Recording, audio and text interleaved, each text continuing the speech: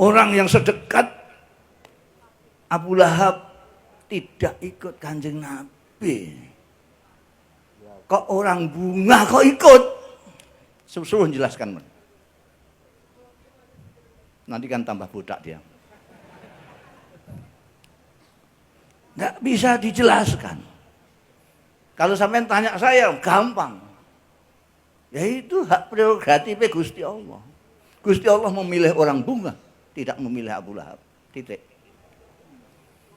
Makanya kita harus bersyukur kita dipilih oleh Allah. Abu Lahab tidak bisa nanti protes itu. Itu saya dulu. Ketika Muhammad lahir, perempuan budak saya yang ngabari kelahiran Muhammad, saya merdekakan karena senangnya. Kenapa kok saya tidak dikasih hidayah untuk ikut? Nah, ya biarin aja. Gusti Allah itu bahasa Jakartanya maha semau gue. Allah itu maha semau gue. Mau apa kamu? Orang bunga itu juga begitu, nggak apa-apanya, nggak. Ya biar aja. Kita bersyukur kita dipilih Tuhan, ikut Kanjeng Nabi. Lebih bersyukur lagi karena Kanjeng Nabi Muhammad itu seorang pemimpin yang manusia. Ini sudah viral ini, saya omongkan di mana-mana. Kanjeng Nabi Muhammad itu manusia yang mengerti manusia. Sekarang banyak pemimpin yang kelihatannya manusia, kelihatannya, tapi nggak ngerti manusia. Dia pikir kalau tidak seperti dia bukan manusia. Mentang-mentang ahli wiridan, setiap hari dia wiridan. Ada orang datang, anggota Ma'iyah. Mbah, Kiai, saya kok sumpek terus ini, saya dikasih bacaan apa-apa. Ya ini ya, dibaca, habis sholat dibaca. Surat ini ayat kursi ini dibaca 35.000 kali ya. Ya bilang, ini meskipun diundang Mbah Kiai tapi nggak ngerti manusia. Kalau Nabi Muhammad SAW tahu manusia itu ada yang TK bahkan PAUD, ada yang SD, ibtidaiyah, sanawiyah, SMP, SMA, perguruan tinggi. Sekarang kan enggak, anak TK barang diceramahi model perguruan tinggi. Karena itu Kanjeng Nabi selama menjadi pemimpin, ambil saja pemimpin sholatnya. Ngimami sholat itu Kanjeng Nabi hanya absen berapa kali itu ketika beliau sakit keras digantikan oleh Sayyidina Abu Bakar Siddiq. Selama itu yang ngimami sholat beliau, yang khutbah Jumat beliau. Selama itu tidak ada satupun jamaah yang protes atau ngerasani paling tidak. Ini sembahyang kok lamanya gini, nggak ada. Kenapa? Karena Kanjeng Nabi tahu ini jam sekian waktunya orang lapar. Jadi saya khutbahnya tidak panjang-panjang. Tahu Mas, jam sekian ini orang ngantuk-ngantuknya, apalagi kalau hawanya panas begini. Saya khutbah tidak boleh panjang-panjang. Ini orang sembahyang banyak yang ditunggu keluarganya. Saya tidak boleh panjang-panjang. Karena itu Kanjeng Nabi sholat jamaah tidak pernah panjang-panjang. Sampai ini kalau ada kiai atau ustadz sembahyang, ngimami sembahyang kok panjang-panjang, berarti dia nggak ngaji gitu aja. Nggak kenal Kanjeng Nabi.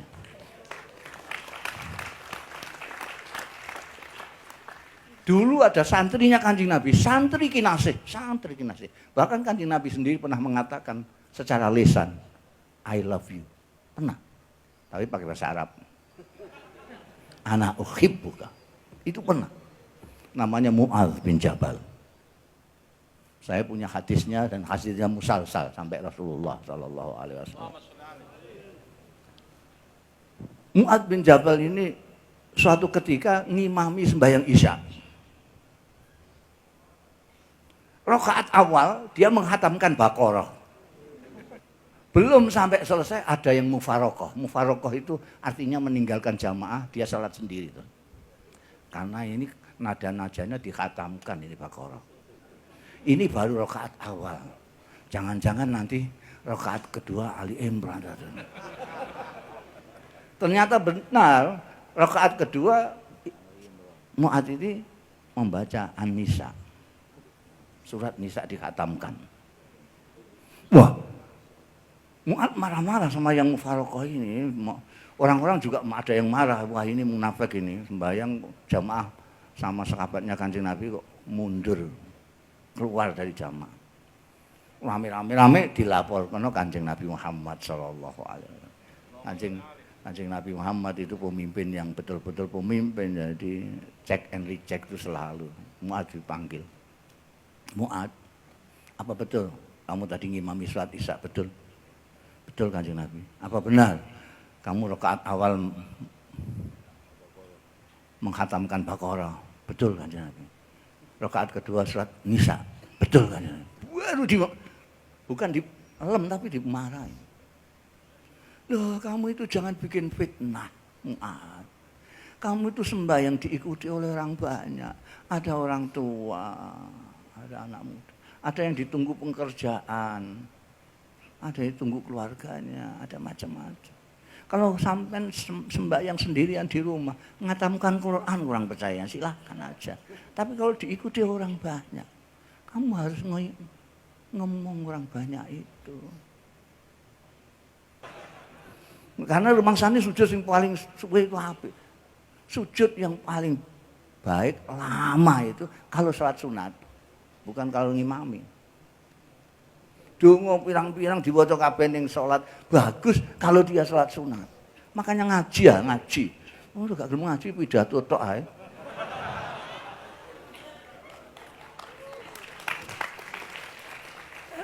Ada nggon-nggone itu ada. Sembahyang yang paling baik di rumah itu salat sunnah. Kalau saat fardu di masjid, di mushola. Ini kita berbahagia sekali Kanjeng Nabi Muhammad itu yang menjadi pemimpin agung kita. Yang ngerti menungso. Beliau tahu kita ini sudah hidup di paling akhir zaman. Kita itu hidup paling akhir, sudah kiamat kok. Sudah ba'dal kiamat kita ini. Karena kiamat katanya tahun 12. Ini sudah 19 hampir 20. Terus keliwat pirang tahun itu. Jadi kita itu makhluk paling akhir. Ini saya gelem selawatan, ini saya gelem ngaji kayak gini. Oh kok mlebu neraka ya keterlaluan. Ini wong kejem teman, ada yang kejemnya gitu.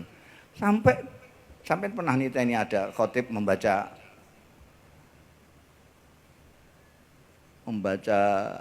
ittaqullaha mastata'tum. Pernah dengar khotib membaca ittaqullaha mastata'tum? Kalau saya belum pernah dengar saya.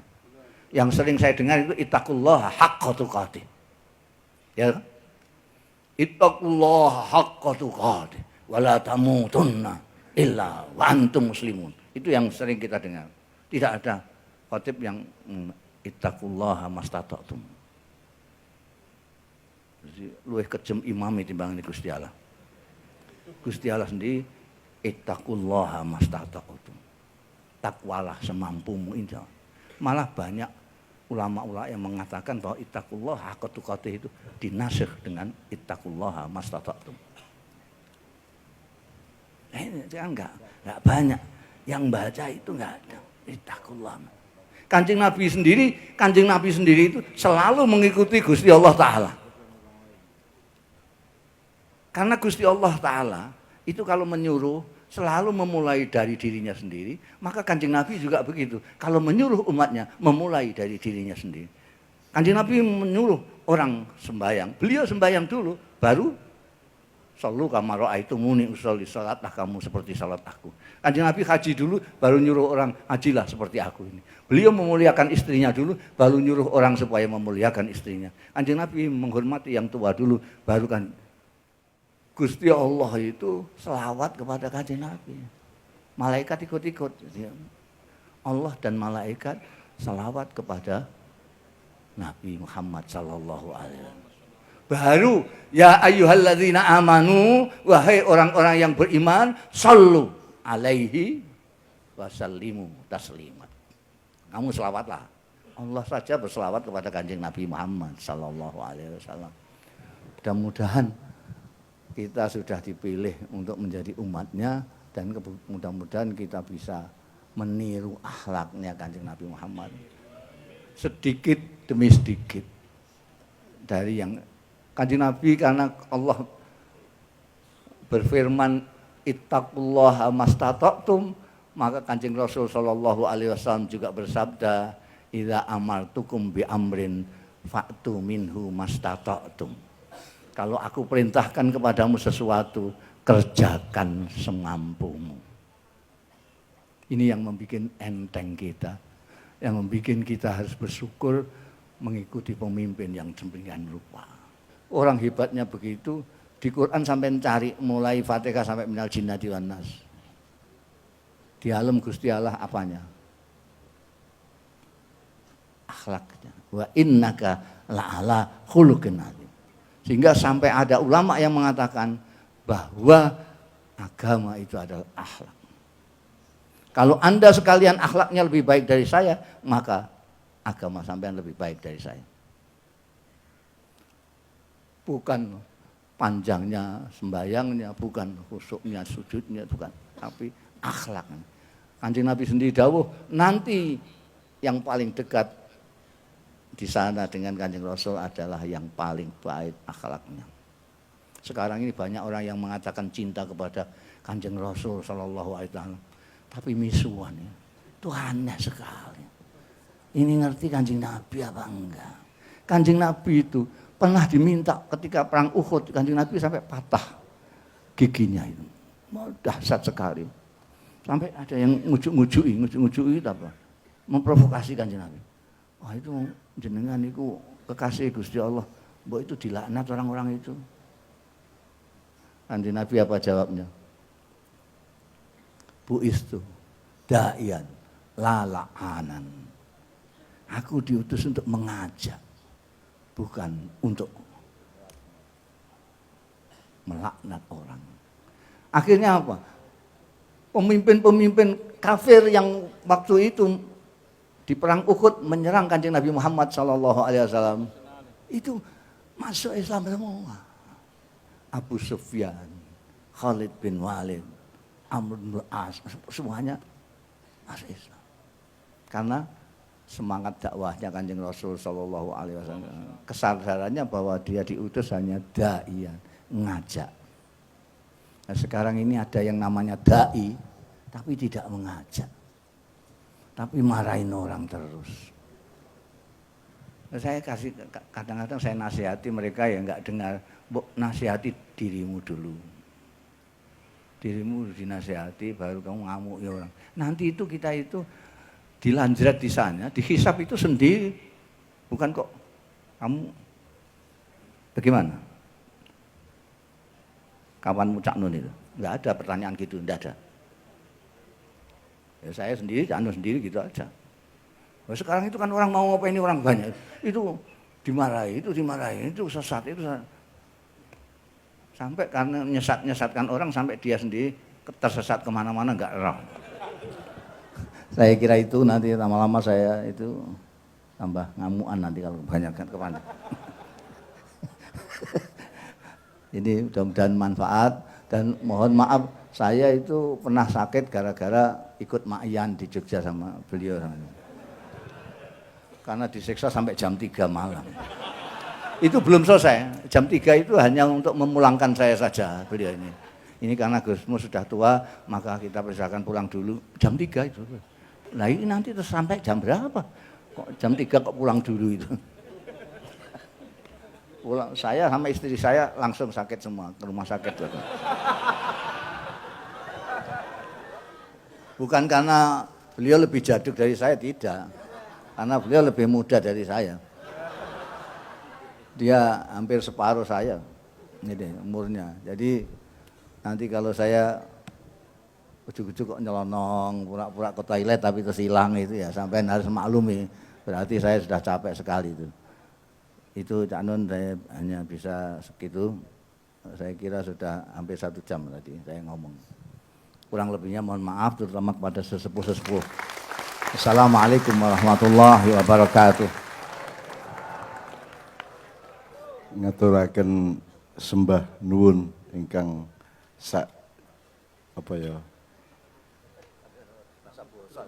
Rasa boso ya ngresik boso masa iso arek. Kita sudah dikritik oleh Gusmus dengan sangat frontal dan kita terima itu sebagai hikmah pada malam hari ini untuk kita pelajari dan kita laksanakan kebenaran yang akan kita temukan. Sergap sembahyang kok misuh, takwa kok misuh, padahal jamaah-jamaahnya penggawaannya misah misuh terus ada.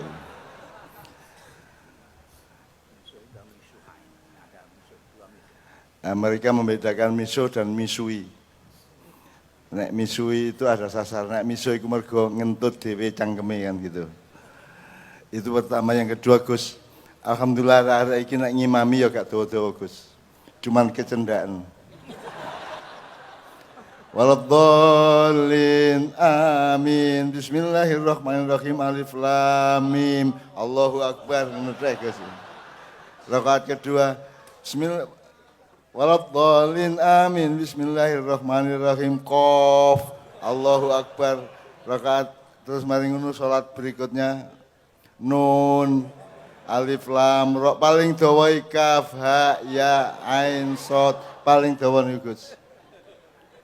Jadi tradisi sunnah Rasul tadi, sirah Rasul tadi yang sangat menghargai manusia dan memahami bahwa makmumnya itu ada yang ditunggu orang, ada yang sudah sepuh dan seterusnya, itu dieksploitir oleh anak-anak Ma'iyah untuk supaya kalau ngimami tidak perlu ngapalkan surat-surat sing dodo-dodo. Tadi itu eksploitatif juga. Jadi itu gejala syirik juga itu. Jadi kowe iki kabeh iki rada hati-hati. Nek ora gandulan Kanjeng Nabi kowe mesti dikipatke karo malaikat. Karena neraka kowe gitu kan. Tapi insyaallah malam hari ini Gusmus sudah jauh juga bahwa wong kowe selawatan nganti keringetan nganti nangis-nangis kaya mbake mau. Mosok mlebu neraka kaya ngene iki kan. Nerakane ya ora kuat lan nrimo kowe ya to. Nerakane sing ora kerasan karo kowe insyaallah amin ya rabbal alamin ya. Bismillah. Terus Gusmus menjelaskan bahwa nek awakmu rotok mangkel-mangkel karo keadaan lingkungan, mbuh kampung, mbuh kabupaten, mbuh negara, mbuh apa. Gusmus menegaskan bahwa Allah sekarang itu peran utamanya adalah Ar-Rahman Ar-Rahim, belum Al-Muntakim kan gitu Gus nggih. Nanti akan datang saat di mana Allah akan madek muntakim itu kalau bahasa Jawanya. Jadi Allah akan menerapkan sifat beliau yang dahsyat untuk menghukum siapa saja yang salah. Cuman itu tidak diterima oleh orang Madura, Gusmus. Jadi orang Madura cari ikan sampai maghrib tidak dapat. Terus marah sama Allah, ya Allah katanya Rahman Rahim. Mana buktinya? Maksud saya tidak dapat ikan sampai maghrib. Saya cuma minta 4 aja, 1 untuk saya, 1 untuk istri saya, 2 untuk anak saya. Masa itu aja nggak dikasih, katanya Rahman Rahim. Jadi orang Madura, nelayan-nelayan itu tidak percaya bahwa Allah itu Rahman Rahim karena faktanya dia cari ikan setengah mati nganti maghrib orang entuk-entuk. Lah badhe diparingi pinten iwake niku Gusti. Terus Allah jawab, "Ya cek ana sing akeh lah." Dapat 4 karena permintaannya tadi 4. Terus dia mengkerik meneh. Ya masa 4. Masa 4 sungguhan, ya itu kan cuman simbol saja. Masa 4 sungguhan, masa Allah tidak paham. Terus Jibril naik lagi ke Allah, terus Allah ya wis kaya ono sak karepe kono pira. Terus akhirnya Jibril ngujo wong Madura iki. Ikan dibikin oleh Jibril untuk meloncat sendiri ke atas perahunya sampai penuh perahunya, sampai dia sampai tidak bisa naik perahu saking penuhnya dengan ikan. Akhirnya dia yang mendorong perahunya ke pantai. Dan begitu sampai di pantai dia melihat ada asap membubung di sebelah, di suatu arah. Dan dia merasa itu di desa dia. Terus sebelum dia meyakinkan ini desa ku dudu sing kobongan iki, terus ana wong Melayu, "Cak, omah sampean sing kobong." Terus dia marah lagi sama Allah. Ya Allah, kenapa masalah di laut dibawa-bawa ke darat ya Allah? Bahwa Allah itu empan papan. Tapi itulah hebatnya Madura, karena Allah kan murid tadi, Allah kan maha sak karep-karepe dheweke. Dan barang siapa, kata Allah, barang siapa menolak ketentuanku, aku persilakan pindah ke bumi yang bukan bumiku. Ikutilah Tuhan yang lain yang punya bumi. Lah ra ono dadi kowe nek nggih. Oke, alhamdulillah. Karena Allah itu sangat misterius, nggak mungkin bisa Anda pahami. Jane sing disayang Allah sing piye? Ana wong elek kaya ngono ra mati-mati, ana wong apik cepet mati nggih mboten.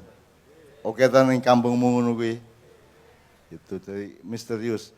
Jadi ada seorang ketika Bani Israel di tempat Nabi Musa hidup pada waktu itu kekeringan, orang udan suwe banget, terus mereka meminta tolong Nabi Musa untuk memohon hujan turun kepada Allah.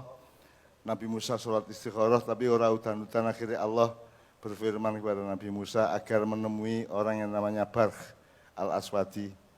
Elek banget kiai, ternyata dia kekasih Allah, disayang oleh Allah. Dan Nabi Musa memohon agar beliau mau ke kampungnya Nabi Musa untuk memohon hujan.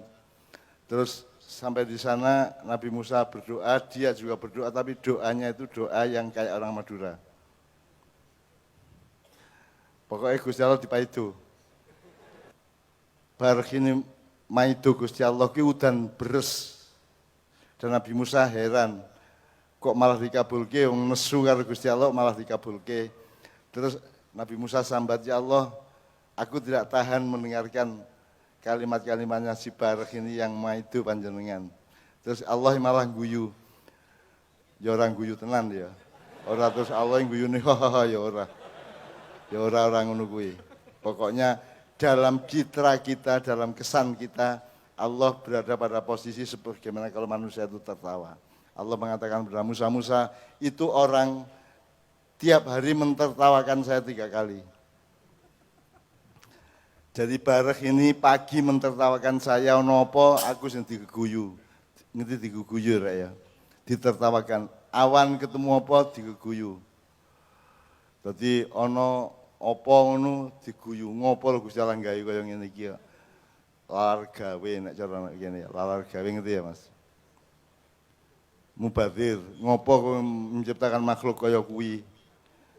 Gek nggo ngopo kuwi dipaido karo Barh kuwi. Nah, orang Madura kan takut terbang.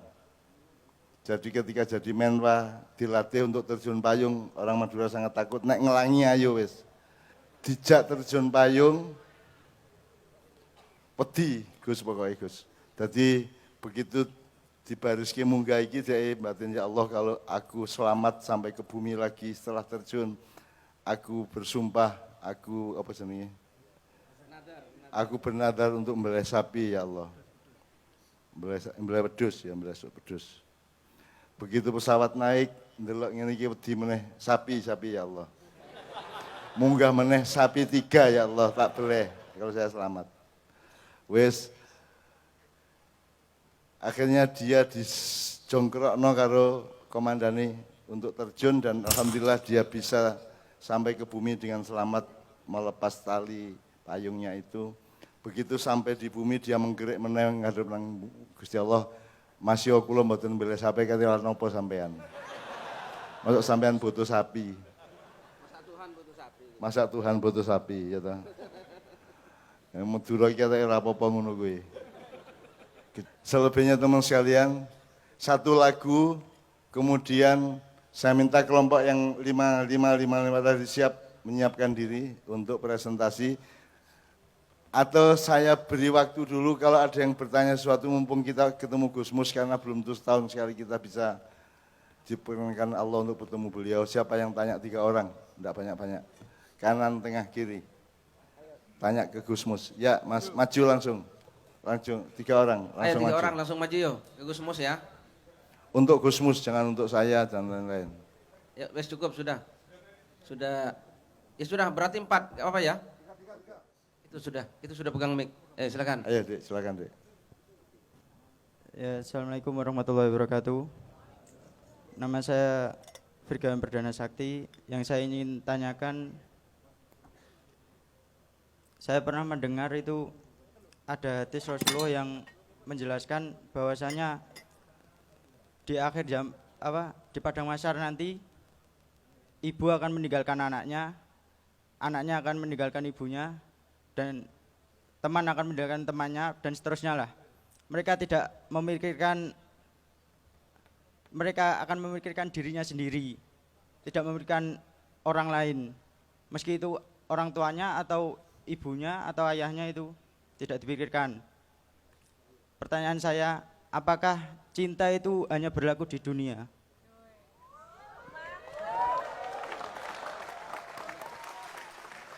Bahannya biasa, tapi pertanyaannya kreatif, gitu. Oke, top.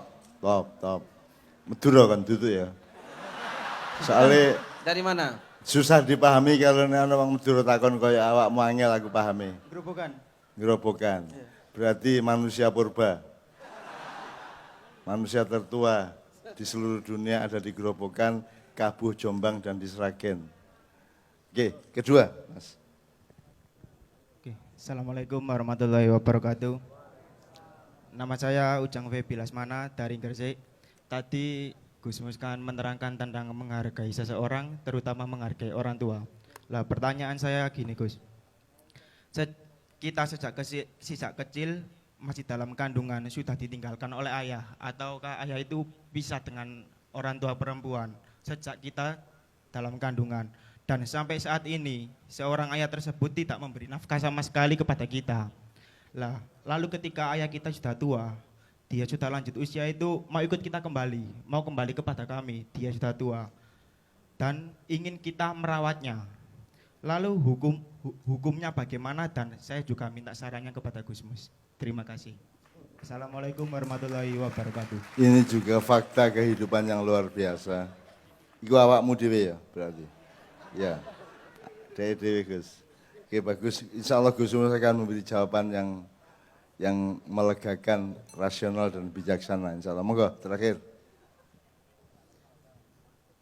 Assalamualaikum warahmatullahi wabarakatuh. Perkenalkan Gus, nama saya Hadi Wijaya. Saya lahir di Surabaya, besar di Gresik, KTP saya Blitar.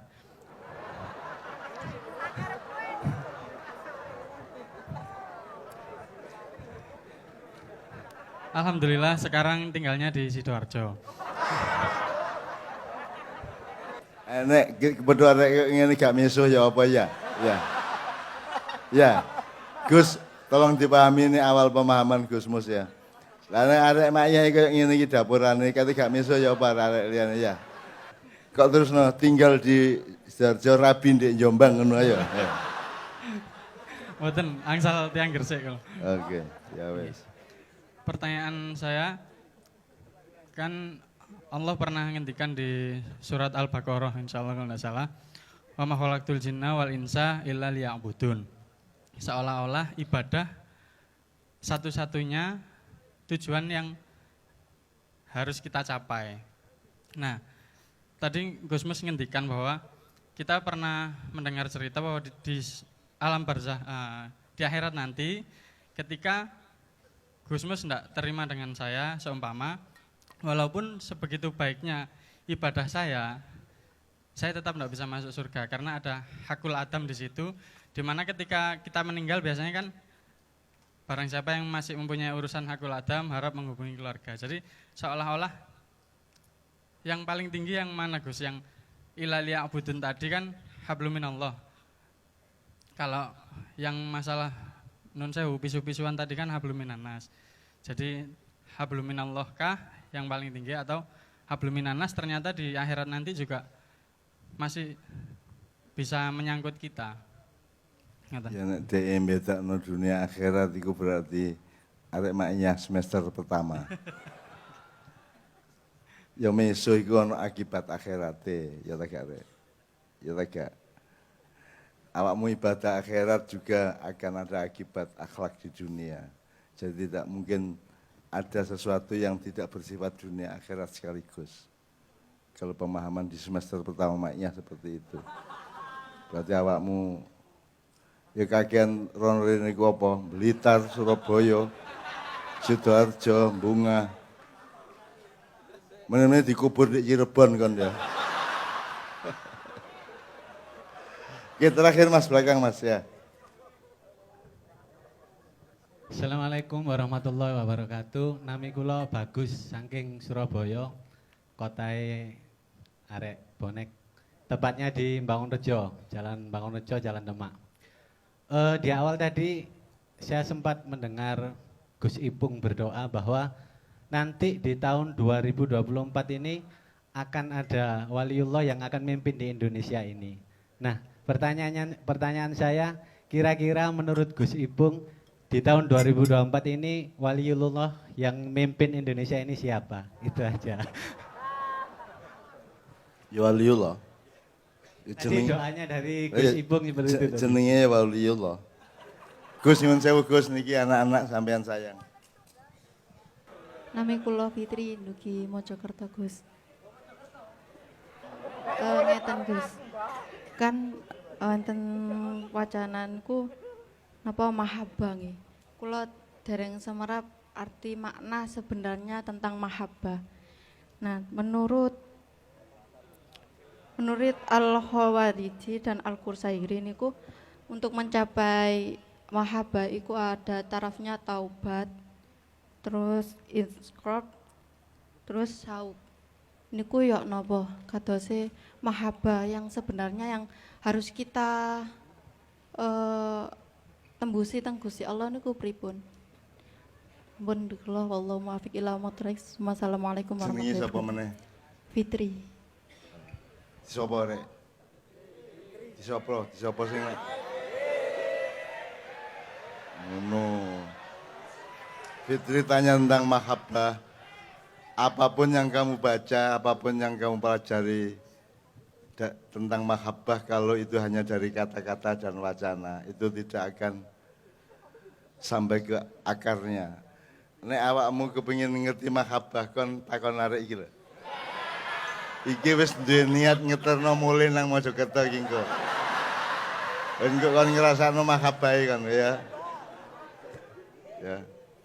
Saya kondo kula purun sampean terakhir tapi sampean berangkang sik teng parkiran. Ya tadi ya. Ya iki lho, arek iki lho sing kepulukan iki lho. Kau sireng iki lho ya. Iki mang begitu sebut Mojokerto langsung ngene. Jadi yang sampean baca itu adalah penggambaran dahsyatnya pada waktu itu. Itu hanya menggambarkan kepada kita betapa dahsyatnya seperti itu. Sehingga orang yang kasih sayangnya seperti ibu kepada anak saja itu sampai mengabaikan anak karena situasi yang luar biasa dahsyatnya. Jadi sampai kita tidak bisa membayangkan bagaimana ibu kok meninggalkan anak. Bagaimana sampai seorang yang menyusui itu menggambarkan suasana nanti itu. Jadi bukan lalu di sini kasih sayang sana terus tidak. Itu tidak ada kaitannya dengan itu, tapi kaitannya dengan si suasana pada Yaumul Fazail Akbar itu ada yang menggambarkan bahwa matahari seolah-olah satu kilan dari kepala kita. Itu gambaran saja. Wah kalau gitu matahari itu menurus mengkisar, enggak. Menggambarkan bahwa orang itu nanti berenang dalam keringatnya sendiri. Itu semuanya untuk menunjukkan Yaumul Fazail Akbar. Kemudian yang Itu gunanya awakmu maca sastra. Karena ini bukan teks akademis yang Anda baca, tapi teks sastra. Jadi itu amsal, itu perumpamaan, itu nuansa. Itu ini deh ya, bagus. Yang kedua, selaknat-laknatnya orang tua tidak bisa melebihi orang yang kepala munafik. Dulu ada kepala munafik, wah munafik yang luar biasa, sering dibicarakan di Quran maupun di hadis-hadis. Namanya Abdullah bin Ubay bin Salul. Kebetulan anaknya Abdullah Junior itu seorang Muslim yang taat, dikasih oleh Kanjeng Rasul Sallallahu Alaihi Wasallam. Ketika begitu beredar tentang kemunafikan ayah yang senior ini, Abdullah bin Ubay, banyak orang-orang yang kepingin membunuhnya. Karena itu lalu Abdullah Junior, anaknya ini matur kepada Kanjeng Nabi, Kanjeng Nabi, kalau nanti ayah saya dibunuh oleh kawan-kawan itu, nanti saya ada rasa dendam dengan kawan-kawan saya kan. Bagaimanapun juga itu ayah saya. Biarlah saya sendiri yang membunuhnya, biar tidak ada masalah di belakang hari. Kanjeng Nabi tidak. Kamu harus baik kepada orang tuamu. Jadi kita berbaik kepada orang tua itu satu. Bahwa orang tua itu bagaimanapun itu nanti ada hisabnya sendiri. Tapi kewajiban kita adalah menghormati orang tua sebagai orang tua, birrul walidain. Jadi kita harus baik, bagaimanapun kita punya perasaan, oh ini dulu menerlantarkan kita, kok sekarang dia, ya kita baikilah. Itu ada nilai tersendiri oleh Allah yang akan pahalanya diberikan kepada si anak. Karena pertama dia menghormati orang tuanya, kedua masih mau ngerumati orang yang dulu menerlantarkan. Jadi itu, ya. Kemudian yang ini apa tadi? Jadi bukan soal tinggi-tinggian ya, bukan soal tinggi-tinggian, tinggi mana Gusti Allah sama hablum minallah dan hablum minannas, tidak. Cuma kita bergaul sebetulnya enak dengan Allah daripada dengan orang. Sebab apa? Sebab Allah itu baik.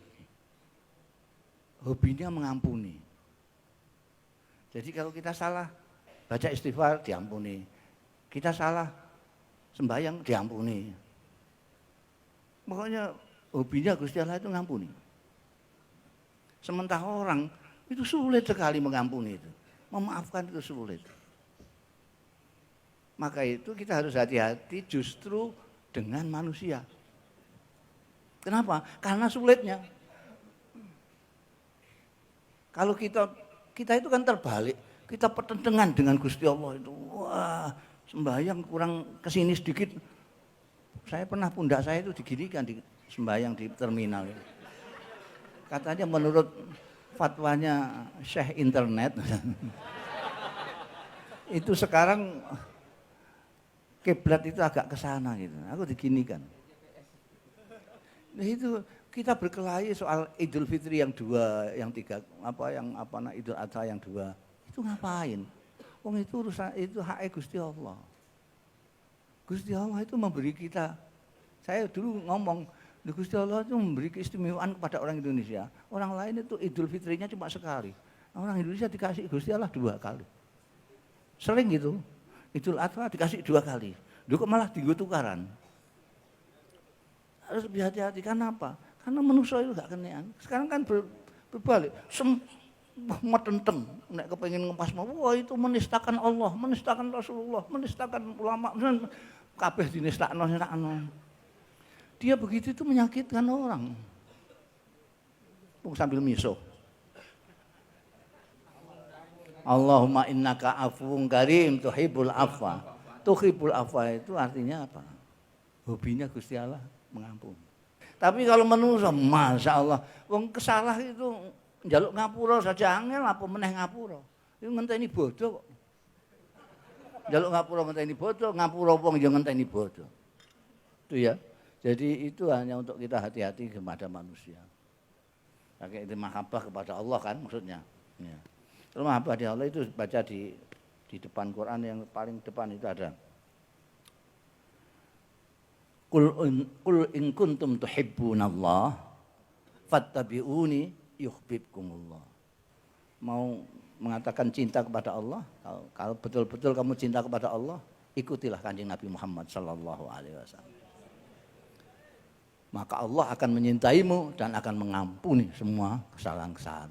Itu isinya obrolan saya tadi kan begitu. Jadi karena kita banyak dosa, kita mendekat kepada Kanjeng Rasul sallallahu mengikuti apa jejaknya Rasulullah sallallahu alaihi wasallam.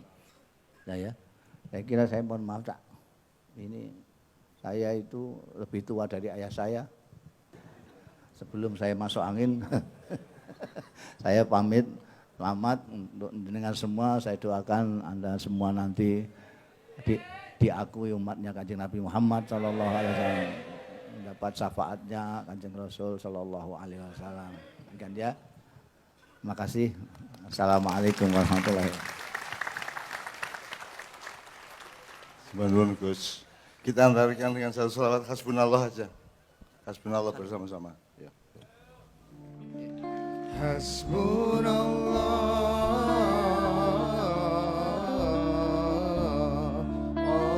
wa ni'mal wakil.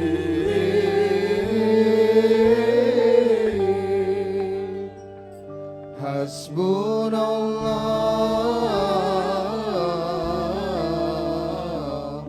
wa ni'mal wakil. Ni'mal maula, yuk.